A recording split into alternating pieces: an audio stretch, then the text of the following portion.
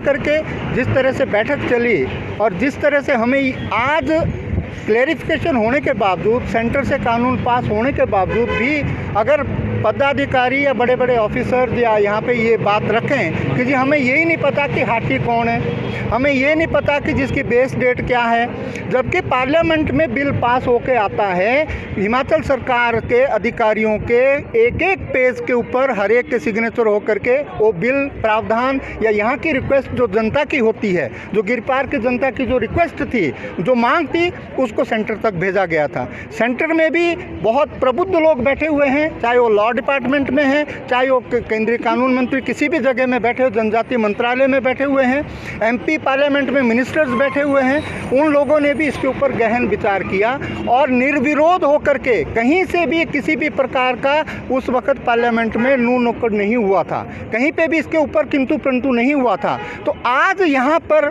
जब इम्प्लीमेंटेशन की बात आ रही है और 4 महीने होने के बाद जब संतुष्टि राष्ट्रपति जी की भी मिल गई है, तो आज ये किंतु परंतु कौमा क्यों लग रहे हैं? इससे जाहिर होता है कि सरकार के मन में कुछ और है और मुंह पे कुछ और है, जो कि साटी समाज को बिल्कुल भी मान्य नहीं है। हम इस बात को बिल्कुल नहीं मानेंगे। क्यों? हमारे जो भविष्य के, जो हमारे बच्चों का भविष्य है, उसके पीछे हम लोगों को बहुत दुखद समय बिताना पड़ रहा है इस वक्त।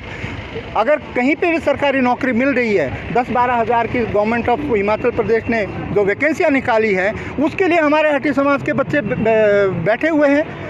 ओबीसी समाज ओबीसी से अप्लाई कर रहा है, एससी समाज एससी से अप्लाई कर रहा है। अब हमारे हाटी बच्चे क्या करें?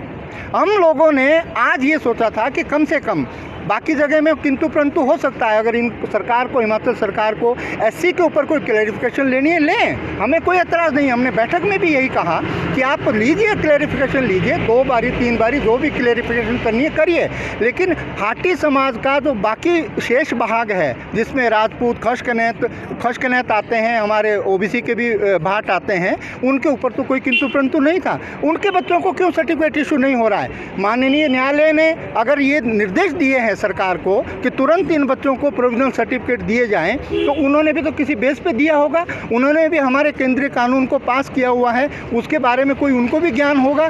इसीलिए हमारे जो बच्चे थे उनको प्रोविजनल सर्टिफिकेट इशू हो गए थे। हमारी सिर्फ एक ही मांग थी कि हम सारे बच्चे यहाँ पे हाई कोर्ट में नहीं आ सकते।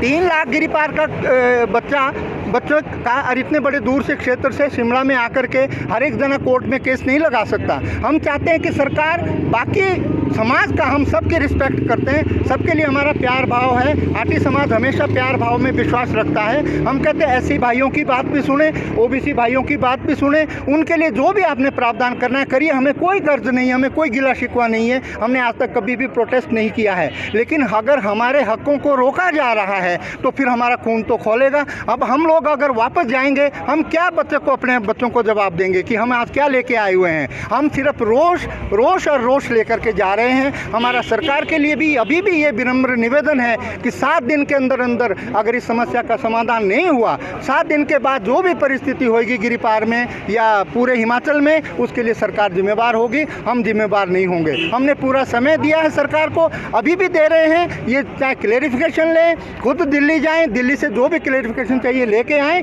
लेकिन हमारे इस समस्या का समाधान करें, हमारे एससी समाज की सारे हितों को प्रोटेक्ट करें। हमें कोई एतराज़ नहीं है। ओबीसी समाज को 2-2 सर्टिफिकेट दें, 3-3 सर्टिफिकेट दें, हमें इससे भी कोई एतराज़ नहीं है। लेकिन हमारे बच्चों को जनजातीय सर्टिफिकेट इशू किए जाएं, ये हमारी मांग है और ये मांग अटल है। और इसके पीछे हम कोई भी समाधान, सड़क का रास्ता, कोर्ट, न्यायालय, कोई भी हम रास्ता अपनाने के लिए बिल्कुल तैयार हैं। धन्यवाद। गुप्ता जी, आज बैठक हुई है, क्या कहेंगे आप? क्यों आपका विरोधाभास? देखिए, बैठक का बहिष्कार करने की नौबत क्यों आई? एक तरफ सरकार संवाद पे हमने